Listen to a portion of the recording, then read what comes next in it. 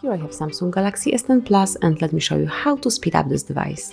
So at the very beginning, open the list of all applications, then select the settings, scroll down and pick device care. Now just wait a few seconds. You can simply optimize your device by tapping on Optimize Now.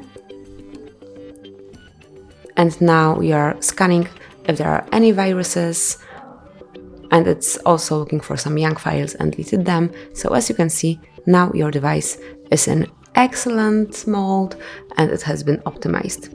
You can also select the storage and you can clear some unnecessary data by tapping on cleared, but as you can see now, we have nothing to delete. Let's go back and also open the memory, wait a few seconds, and you can also clear it now, so it will free up memory by stopping background apps. So just tap on clear now, and that's it. It will automatically perform the operation. And actually that's it.